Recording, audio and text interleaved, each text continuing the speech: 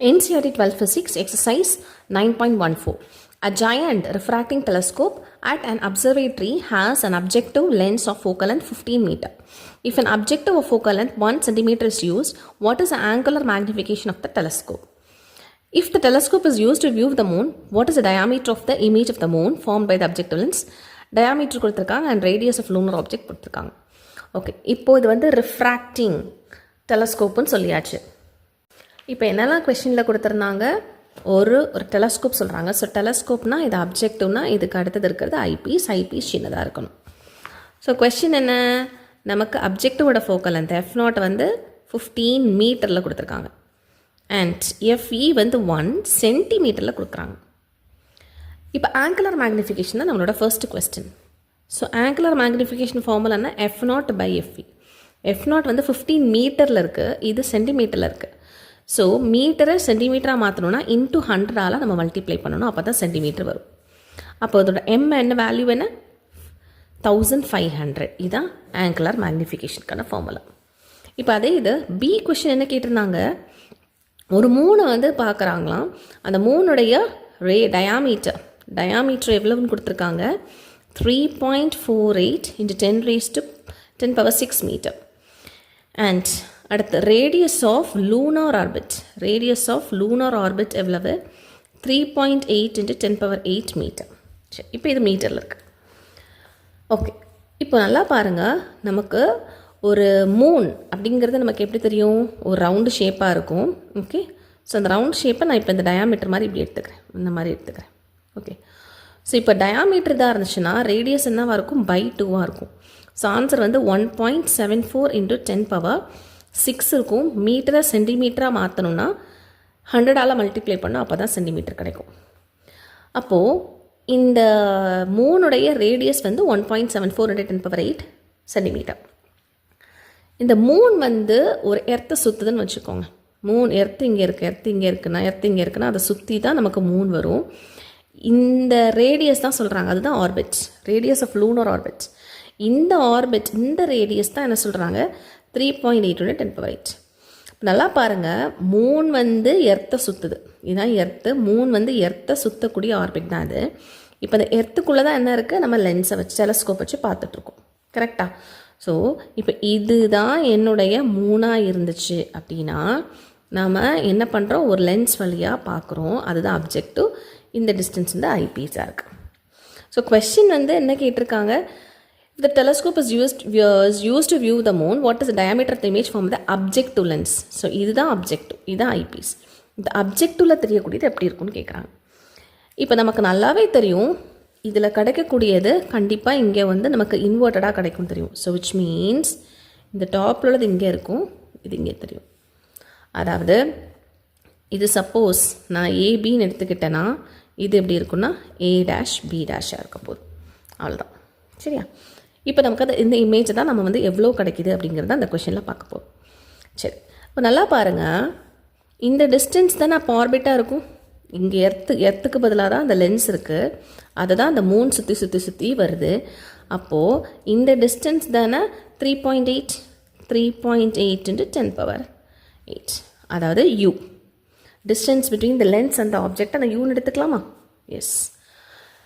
இப்போது இந்த image actually எங்கே ஃபார்ம் ஆகிருக்கும் நமக்கு நல்லாவே தெரியும். இன்ஃபைனைட் டிஸ்டன்ஸில் இருக்கிறது எல்லாமே நமக்கு இந்த லென்ஸில் பட்டு நமக்கு எங்கே கிடைக்கும், ஃபோக்கஸில் கிடைக்கும். ஸோ அப்போ இந்த டிஸ்டன்ஸ் என்னவாக இருக்கும், ஃபோக்கஸ் F0. F0ஓட வேல்யூனா 15 மீட்டர். ஸோ சென்டிமீட்டரில் மாற்றுறதுனால நான் வந்து ஓகே, இதெல்லாம் மீட்டரெல்லாம் இருக்கா, இதையே நான் வந்து சென்டிமீட்டராக மாற்றிக்கிறேன். ஸோ சென்டிமீட்டராக மாற்றினா 10⁻10 சென்டிமீட்டர் இருக்கும். ஸோ 10⁻10 சென்டிமீட்டர், இதுவும் சென்டிமீட்டரில் மாற்றிக்கிறேன். சரியா? இப்போ நமக்கு என்ன கேட்குறாங்க கொஸ்டின், எனக்கு இதோட டயாமீட்டர் கேட்குறாங்க. நமக்கு யூஸ்வலாக நமக்கு லென்ஸ் ஃபார்மெல்லாம் வச்சு பண்ணோன்னா இந்த டிஸ்டன்ஸ் தான் நம்மளால் சால்வ் பண்ண முடியும். இப்போ ஹைட்டு கேட்குறாங்கன்னா நமக்கு எதை வச்சு தான் சால்வ் பண்ண முடியும், மேக்னிஃபிகேஷன் சால்வ் பண்ண. பட் இங்கே மேக்னிஃபிகேஷன் கொஸ்டினில் கொடுக்கல. அப்போ நம்ம என்ன ஃபார்முலா யூஸ் பண்ணிக்கணும், நல்லா பாருங்கள், ஒரு லைன் இருக்குது, அப்படி உங்களுக்கு பைசெக்ட் ஆகுது. ஸோ இந்த ஆங்கிளும் ஈக்குவலாக தானே இருக்கும். ஸோ அதே கான்செப்ட் தான், ஒரு லைன் இருக்குது, இங்கே பைசெக்ட் ஆகுது. ஸோ இந்த ஆங்கிளும் அண்ட் இந்த ஆங்கிளும் ஈக்குவலாக தானே இருக்கும். ஸோ இதை நான் தீட்டான்னு எடுத்துக்கிறேன், இதையும் தீட்டான்னு எடுத்துக்கிறேன். அப்போ நல்லா பாருங்கள், இந்த ட்ரையாங்கிள் ஓகே, இந்த இமேஜுடைய ரேடியஸ், அதே போல் இந்த ட்ரையாங்கிள் ஆப்ஜெக்டுடைய ரேடியஸ். அப்போ நான் இந்த பியை நான் வந்து டேரெக்டாக இங்கே போட்டுக்கிறேன், அண்ட் இந்த ஏ டேஷை நான் இங்கே போட்டுக்கிறேன். அப்போ தான் கரெக்டாக இருக்கும். ஐ மீன் ஏ டேஷ், இந்த பி டேஷை நான் இங்கே போட்டுக்கிறேன். பி டேஷ், இது ஏ டேஷ். சரி, அப்போது ரெண்டு ட்ரையாங்கிளில் tan θ எடுத்தால் என்ன இருக்கும்? tan θ is equal to opposites AB by adjacent. Adjacent என்ன இருக்கும்? இதை ஓன்னு எடுத்துக்கிட்டேன்னா ஓபியாக இருக்கும். அதே டைம் இங்கே tan θ எடுத்தாலும் ஆப்போசிட்னு இருக்கும் ஏ டேஷ் பி டேஷ். இப்போது ஐ மீன் இந்த லென்த்து தான் B dash. Okay, by distance எவ்வளவு? OB dash. சரி, இப்போது ஏபி எவ்வளவு? ஏபிங்கிறது இந்த ரேடியஸ் 1.74 × 10⁸ அண்ட் ஓபி எவ்வளவு? 3.8 × 10⁻10 is equal to A dash B dash. A dash B dash உடையதுன்னா நம்ம கண்டுபிடிக்கணும். ஏன்னா அதோடைய ரேடியஸ் நம்ம மல்டிப்ளை பண்ணிட்டோம்னா 2ஆல் மல்டிப்ளை பண்ணால் டயாமீட்டர் கிடைக்கும். Divided by OB dash. OB டேஷோட வேல்யூனா ஐ மீன் ஓபி டேஷோட வேல்யூனா 1500. அப்போ இதில் இருந்து எழுதிக்கலாம், therefore a dash b dash is equal to 1500 into 1.74 into 10⁸ by 3.8 into 10⁻10 இருக்கும். ஓகே, இப்போ நல்லா பாருங்கள், இங்கே 2 0 இருக்குது, அப்போ இங்கே 10⁸ இருக்குது. ஸோ இந்த 0 8 இதெல்லாம் கேன்சல் ஆகி உங்களுக்கு கிடைக்கும். ஸோ ஏ டேஷ் பி டேஷோட வேல்யூ என்ன இருக்கும்? 15 into 1.74 டிவைடட் பை 3.8 இருக்கும். ஓகே, இதை இப்போ எப்படி சால்வ் பண்ணுறது? இப்போ 2 ஸ்டேபிளுக்கு போட்டேன் அப்படின்னாக்க இது வந்து 1.9 ஆகும். இது 2 ஸ்டேபிளுக்கு போட்டால் எதனா ஆகும்? 8 ஆகும், 7 ஆகும். அதாவது 0.87 ஆகும். 0.87 கரெக்டா? எஸ். இப்போது 15 இன்ட்டு இதை 87 போட்டோம்னா இது வந்து 119 போட்டுக்கலாமா? இப்போது இதை 5 டேபிளுக்கு போட்டால் இது 3 ஆகும். இதே 5 டேபிளுக்கு போட்டால் 3 ஆகும், அண்ட் 4 வரும்போது 38 ஆகும். ஓகே, ஸோ இப்போ நான் மல்டிப்ளை பண்ணுறேன். 87 இன்ட்டு 3 21 24 261. 261 டிவைடட் பை 38 ஆகும். இப்போ நான் டிவைட் பண்ணுறேன். 261 அண்ட் 30 டிவைட் பண்ணுறேன். இப்போ 38 இன்ட்டு 6 போட்டால் 48 4 48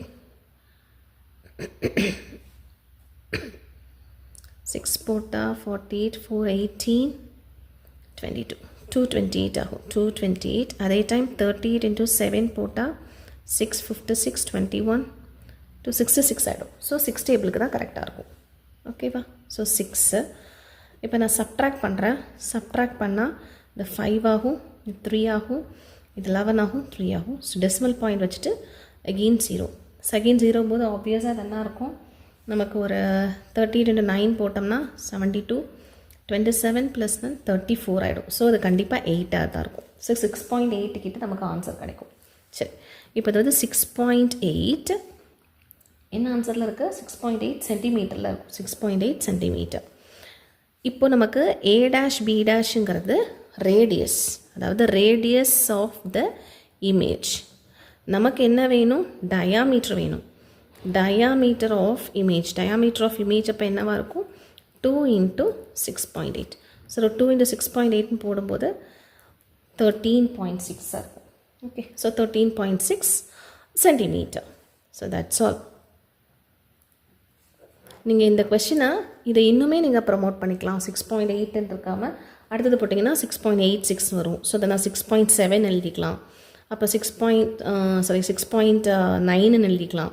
6.9 × 2 போடும்போது அதுக்கு அடுத்தது 13.8 அந்த மாதிரி கூட வரும். Okay, that's all.